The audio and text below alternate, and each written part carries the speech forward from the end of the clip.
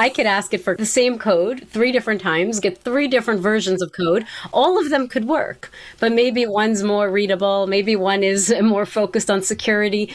And as the human engineer who's looking at this, I need to decide which one do I want.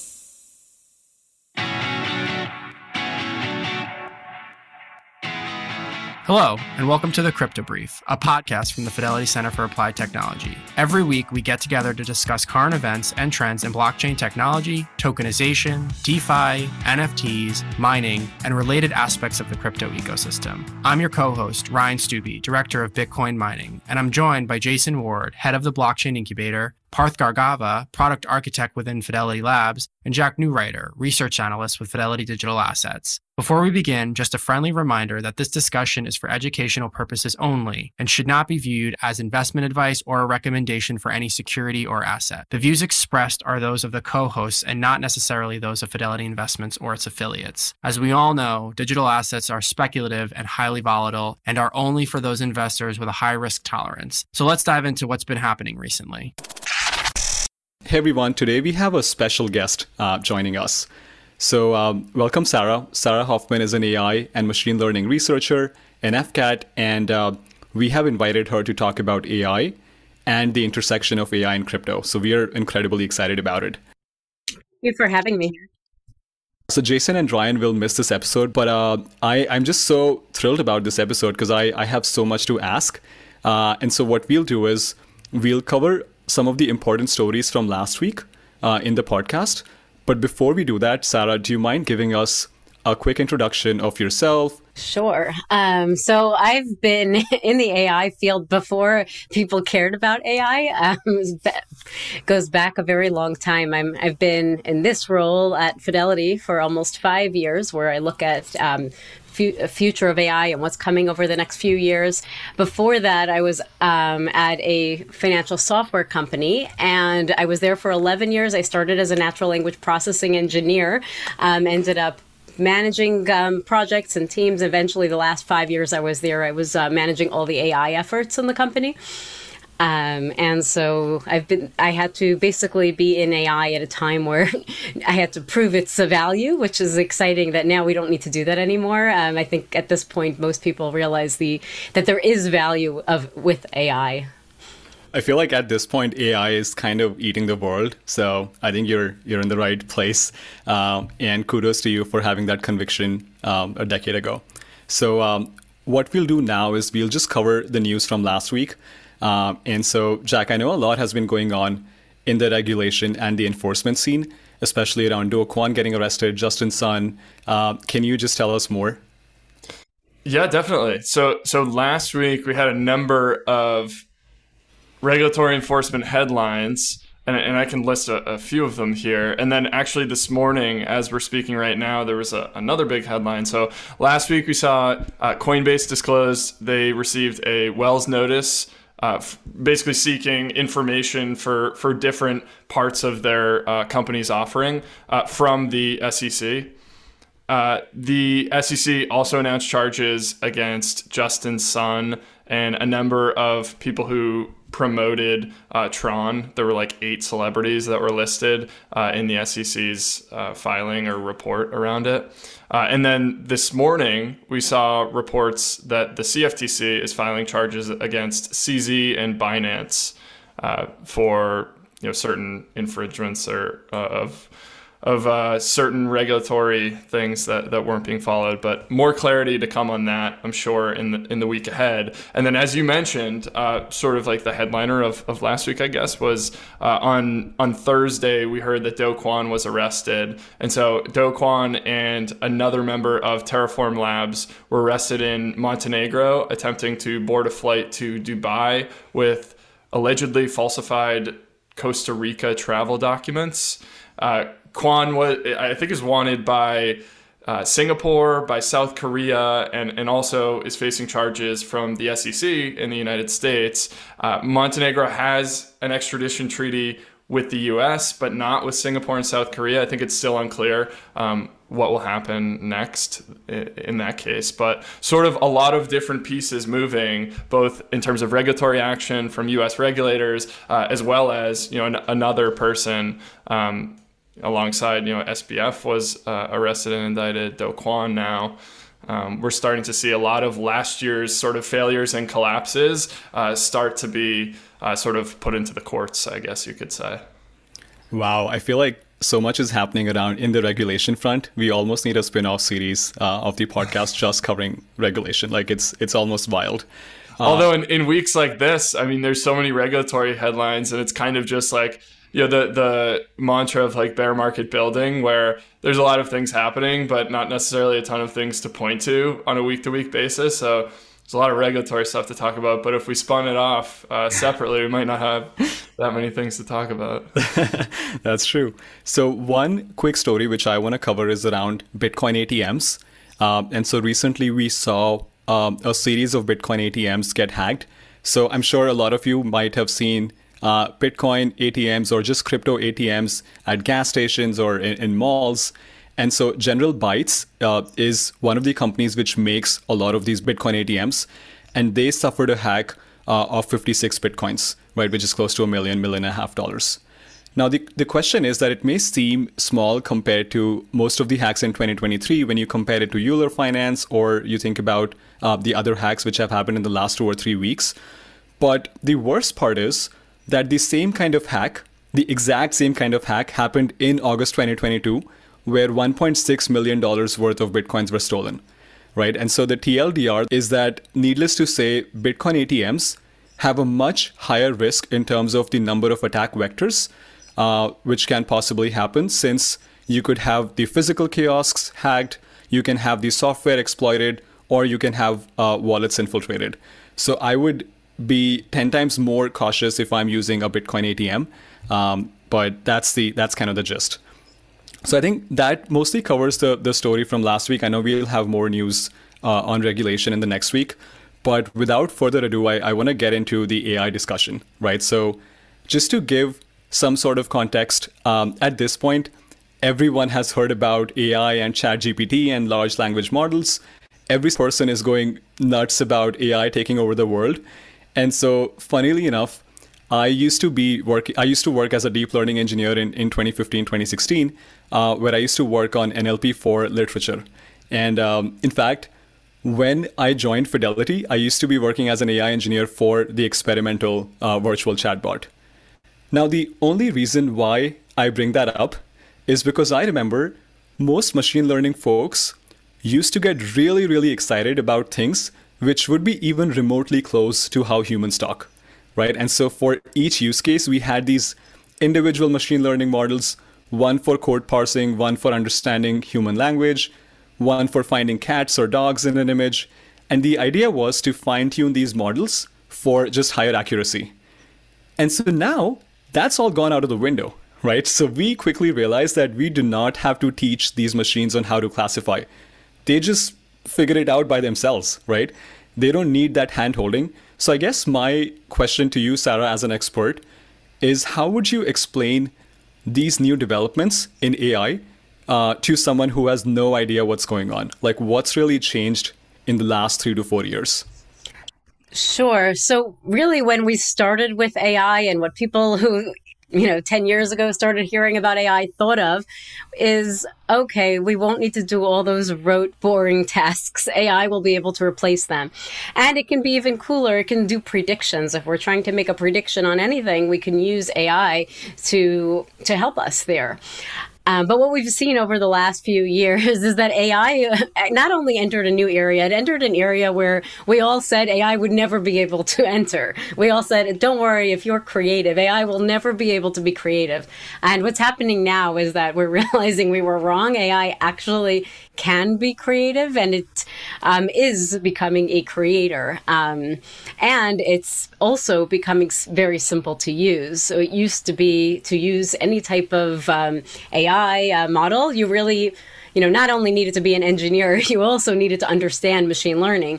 And now you really don't need to understand engineering. You don't need to understand machine learning. Anybody can use these models. And so we're definitely in a very new era of AI than we've seen before. The other thing I would mention is that the pace of change that we're seeing is also so much faster than we've ever seen before. We're seeing new major achievements happening. Sometimes it feels like almost weekly. And so that's also something really important to pay attention to. You kind of mentioned the pace of change that we're seeing and how things have changed over the past 5 years. If you look forward to the coming 5 years, like, as somebody that sort of has the inside knowledge here, do you think the chat GPTs that we're seeing right now are just scratching the surface of what it will be 5 years from now? Yes, I do think that we're going to see something very different. So right now, if you think about how we're using these tools today, they're almost a separate browser. Okay, let me go to ChatGPT. We're already seeing signs of it happening right now, where it's getting integrated into pretty much every application. Eventually, every application you're on will have something like this. Not only integrated, it'll probably be the primary interface of how to interact with it. And so it'll all be one, and you won't need to go to separate screen. The other thing that today you really need to understand how the tools work enough to be able to write a very good prompt, the good text phrase to give these tools. But that's not going to be the case. If you think about how Google started, you couldn't just search for something when it first started. You had to really know, okay, I want this word and this word, not this word or that word. But you had to kind of know how to phrase your search. Today, it doesn't matter. You can write whatever you want in Google search and you basically get what you want. And so that also is going to change. You're not going to need to be so good at writing a prompt. That's true. Maybe one question that I have for you is, and I think when I use ChatGPT, I almost think it's magical. And so I really want to understand what's really happening under the hood. So I remember back in the day, we used to have this thing called recurrent neural networks, or RNNs, which would basically parse any sort of language one word at a time. And it turns out that those were highly inefficient models, and they were great for POCs, but you didn't really have anything at a production level, right? And then came this idea of just throwing all of these words of a sentence to the model, right? And have some sort of attention. So the one way which I kind of used to explain the whole concept to my mom and dad was that it's almost like how aliens communicate in the movie Arrival. I don't know if you've seen it, but instead of communicating word by word like humans do, they would communicate a full sentence using their images and characters to optimize it. And that's maybe that's the explanation of having a transformer model, but I don't know if I got it right. Is there something to add here? Can you just tell us about what's really happening under the hood in ChatGPT to someone who's non-technical? So the way I would explain it, and it is very tough to explain to someone non-technical, but basically when you think about how these large language models work, is they're given so much text that neural networks, the deep learning algorithms here are able to take all that text and understand. They're able to learn patterns and structures for language. Basically, imagine after having a few words, a sentence, can predict, what's the next most likely word or phrase that would make sense here, given all the surrounding context. And so what's nice about this is it makes it really sound like it was written by a human, because it's that's what it's learning from, this human text. The other really amazing thing here, and Parth, you alluded to this earlier, is that it's doing more than one task. It could take all this data, this text data that it's learning from, and now it can summarize it. It could translate it into another language. It could answer questions from it. And this is, really amazing that it can do so many different tasks, with just one model. Right. And so maybe my understanding is that you just have to throw loads and loads of data right at it. And you do it enough number of times, and the machine figures out what to do. So instead of us telling the machine that, hey, that's a cat, that's a lion, and they have different features, right? You just throw a bunch of information. And I feel like sometimes it makes people anxious, right? Because the idea is, are humans just needed for training and throwing data at it? Are we just like shoveling coal, training information? It's almost like we are supplemental to AI since it only needs us for feeding information. What do you think about this perspective? Should this make us uneasy, or how do you respond to these kind of questions in general?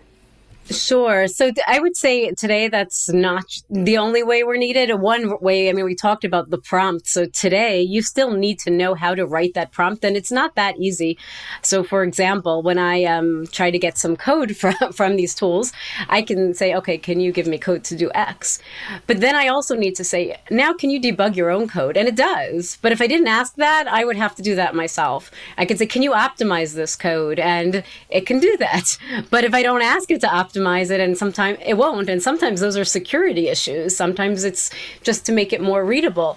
And so eventually I do expect this would be built into the process, but it's not today. And it's not just coding. You really need to think about, you need to understand so much of what you're doing to get a good output today. So that's definitely something a human is necessary for. And also even choosing the right results. So I could ask it for code, the same code 3 different times, get 3 different versions of code. All of them could work, but maybe one's more readable. Maybe one is more focused on security. And as the human engineer who's looking at this, I need to decide, which one do I want? And it's not the same for every project. For some projects, one version of code might be better than another. And so there is human intelligence, like choosing the right AI output. And then the last thing I would mention that, even later, further on down the line, we'll definitely need humans for is really knowing when to use this technology. It's not, you don't always want to use it. If somebody was going to, even today, if you think about the fact that most of this, like these tools like ChatGPT haven't been updated past September 2021, if you were going to use it to make any, what kind of cryptocurrency should I buy right now? Like, obviously, you would not want to use it for something like that. Think about how much that the crypto area has changed since 2021. And even if it got updated more frequently, you still may not want to use it for that purpose. And that's also somewhere where I see humans being very necessary, is understanding when should I use it? How should I use it? How can I use it in combination of other tools to really get the best output? And that's not going away. Right. I feel like Jack and I sometimes think 1 month in crypto is almost like a year in the normal world. But I think one thing which I want to have a discussion on, and maybe I want to bring it home for the crypto audience here, since it's a crypto podcast. So you spoke about how ChatGPT or ChatGPT-like services can really augment coding services. And when you are writing smart contracts, the risk of writing wrong code is really high. So maybe if you think about 4 years ago, if someone said blockchain and AI in the same sentence, like that to me would be really cringy, right? Back then, because it would seem like they're putting all the buzzwords together. Use the word metaverse, and then you have the trifecta. So have AI, blockchain, put quantum mechanics, quantum computing too, and this used to happen a lot in the ICO season, right? Where you had startups doing blockchain and AI in the same product. And I never thought that there would be an intersection until now. So in the paper that you mentioned, you spoke about how smart contract auditing is one fantastic use case in crypto. Can you explain more? Yeah. So one of the things I tried when using this tool is I tried to take code, introduce bugs, also introduce some security vulnerabilities and see what would happen.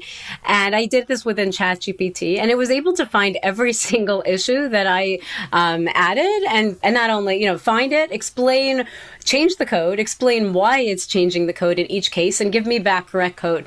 And so that made me think, this could be a really valuable tool for auditing code. If you could get a tool like this to say, hey, there's a security vulnerability here.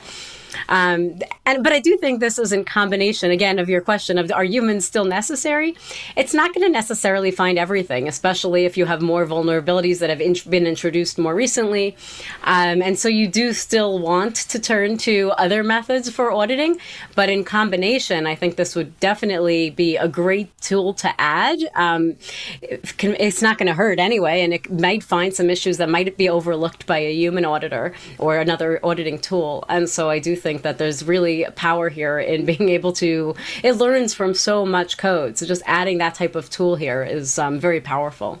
So when you're having it, for instance, review code for you, and this is my very naive view of it, it's like ripping a ton of information together around whatever the specifics of this code is. Like, what's the energy usage and cost of actually being able to run each of these? Is that something that's like it's like a Moore's law in effect of like the tech will continue to get better, and so the costs are higher now and they'll come down in the future? So I'm just thinking of how much compute is going on here in order to gather all this information if it's able to perfectly find a lot of these bugs. Creating the models definitely takes up a lot of energy and is definitely, I mean, it's an area that the AI engineers who are working on this, the AI researchers are looking into.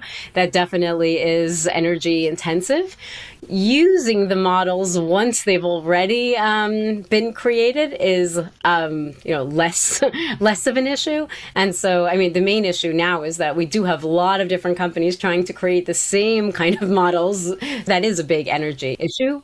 You mentioned something interesting there. Does that mean, like right now, everyone's talking about OpenAI and ChatGPT? Does this become commoditized to some degree? Or do you think it's like a barbell where there's, or a Pareto's principle of, 2 or 3 winners that own the vast majority of the market versus everybody just has freely open access to similar products? I don't think we're going to see tons, but we're already seeing, more than just OpenAI. OpenAI is the most famous because they released it to everybody, and it did seem to be the best as well. But really, there are many other, big tech companies, startups that are also creating their own large language model technology that's very, very similar. Some of them are trying to create it to work better in certain types of use cases. Some of them are doing the exact same thing and just making it very general. I don't think we're going to have, though, necessarily hundreds and thousands of companies, doing this, but we will definitely have more than one, more than a handful. Jack, maybe to answer your question from my perspective.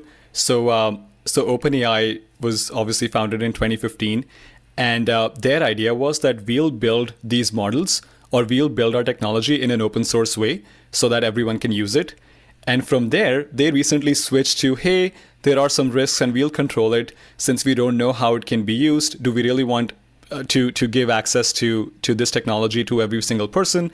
And so OpenAI built ChatGPT, which had close to 175 billion parameters. And now we don't even know what GPT-4 has, because that's now closed source. Similarly, you had Facebook, which recently built out, I don't know if they got street cred for it, but they built out this model called Llama, which is significantly smaller. I think their smallest one is close to 7 billion parameters, right? So those are machine learning models which you can run on your phone or even your laptops. And so I think one question for you, Sarah, would be, where do you see the future of running these models? Would it be on the phone? Would I be able to get a really smart assistant in the near future where I can just have an assistant to delegate all my tasks or most of my tasks?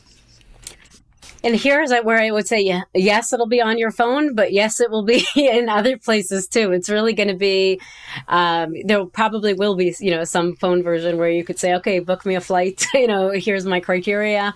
But there will also be ways that it's just integrated. I'm middle of writing in Microsoft Word and it just finishes my sentences and, does things for me that I need and formats it well.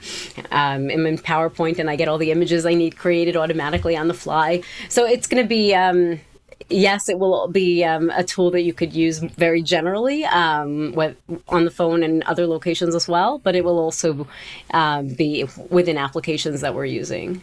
Got it. So I do want to talk about some of these use cases which are specifically for crypto. So a lot of people are talking about how a lot of these ChatGPT models are essentially a black box, and they also talk about having this concept of decentralized training. Right? So you run these machine learning models on the blockchain or do decentralized trainings on these smart contract platforms. And I know that it's incredibly hard to do, right? Because a lot of these companies have these supercomputers, NVIDIA A100s, which are far, far more powerful than an Ethereum or your favorite L1 can be. But can you just talk about how feasible it is to have the idea of decentralized training? And is that even a good idea in the first place? So what I would potentially like about the idea is right now, if you look at the some of the key sources that go into the training data for something like ChatGPT, it's a lot of one key source is Reddit. And if you look at who are the primary users of Reddit, it's really men between the ages of 18 and 29. And so one thing that I would potentially like about if there was more of a decentralized marketplace, could we somehow use that as a way to have training data that's more inclusive and brings in other people into the mix? Because one large area within a large issue within these tools is that there is bias. It's not giving you the opinion of everybody. It's giving you opinions that it sees in its data, and the way it sounds. It's written from the way that it learns from its data. And so I would be interested to see, could we somehow use this type of technology as a way to bring more types of people into training data? Yeah, I've almost always imagined this decentralized marketplace where I can opt in to provide my data for training of these machine learning models, right? So I can for some sort of reward. But I think that's a fantastic idea. I don't know if that's going to happen soon, but I do really think there's a lot of potential there. So one thing which I also want to talk about is just stable diffusion, is like generative art. So one use case or intersection which I have seen is that there is this sort of unease in stable diffusion and generative art. A lot of times when you look at these new images, right, you have no freaking clue on who made that content. Like, did it actually come from AI, or was it Jack making an image of anything, right? And so that's the biggest question. So one possible solution, which I think could be really interesting, is the idea of digital signatures, which people in crypto use all the time. So if I'm using a decentralized application, I sign a message saying, hey, I approve my tokens. And so if I'm producing content, I should be able to sign a message or sign the image using cryptography. And that's one piece where I think there might be some intersection. What are your thoughts? Do you think is that something which could be helpful to establish provenance? And maybe Jack, feel free to chime in here. Parth, what do you mean when you say stable diffusion? Oh, so Sarah's going to be the best person to answer that. Yes. So when it comes to we were talking a lot about generating text. I guess we haven't focused that much on the fact that AI can generate more than text. It can also generate images. So it could be, you could train it on the artwork and images all over the internet, and you can get back. So then now you can do the same thing you can do with text. You could type a phrase and get back an image. And so OpenAI has a version of this called DALL-E 2, which it released back in April, almost a year ago. And it's very, very good at creating images. And Stable Diffusion is another company that also created something very, very similar. Midjourney is another company you'll hear mentioned frequently that also has the same type of tool. Basically, it's a way to just send a phrase. I want an image of a dog drinking coffee with a smile on his face, and you'll get that. It's able to create new art for you that doesn't exist based on all its training data.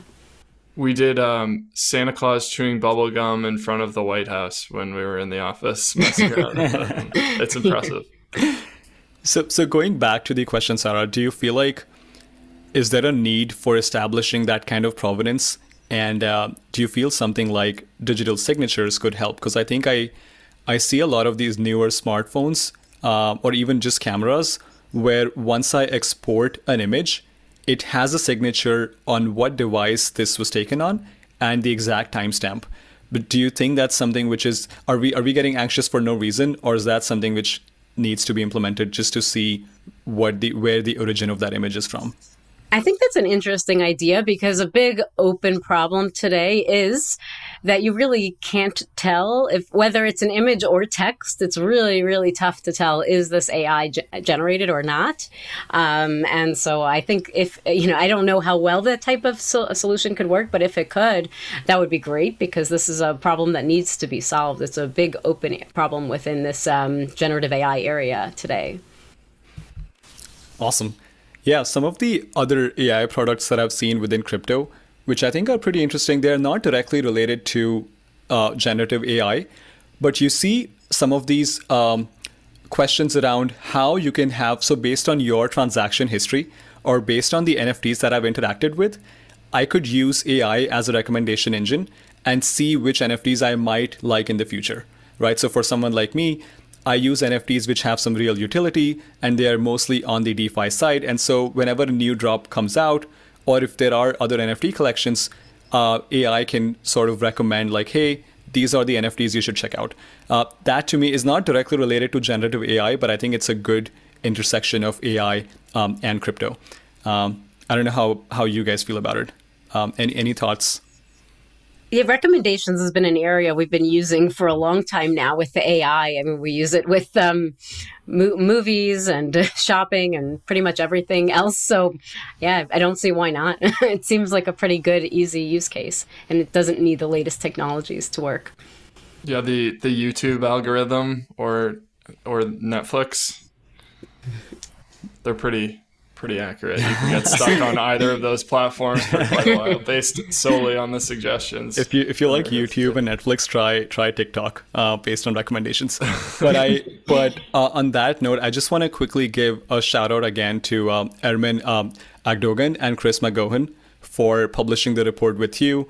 So full disclosure, before coming into this podcast, I actually asked ChatGPT on what questions I should ask an AI researcher. And so a lot of these questions are from there. So I want maybe a shout out to them. I'll pretend my answers are from there too. Just kidding. But thank you so much for being on the podcast. We had a lot of fun. Thanks for having me here. This was great. All right. Bye, guys.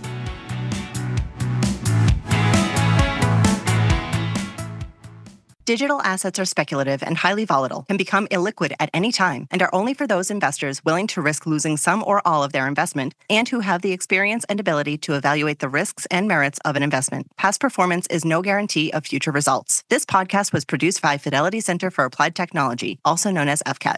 FCAT does not offer digital assets nor provide clearing or custody of such assets. It is for informational purposes only and is not intended to provide tax, legal, insurance, or investment advice, and should not be construed as an offer to sell, a solicitation of an offer to buy, or a recommendation for any security or other asset by any Fidelity entity or any third party. Views expressed are as of the date indicated, based on the information available at the time, and may change based on market or other conditions. Unless otherwise noted, the opinions provided are those of the authors and not necessarily those of Fidelity Investments or its affiliates. Fidelity does not assume any duty to update any of the information. Fidelity and any other third parties mentioned in the podcast are independent entities and not affiliated. Mentioning them does not suggest a recommendation or endorsement by Fidelity. This information is not intended for distribution to or use by any person or entity in any jurisdiction or country where such distribution or use would be contrary to local law or regulation. Persons accessing this information are required to inform themselves about and observe such restrictions. Third-party trademarks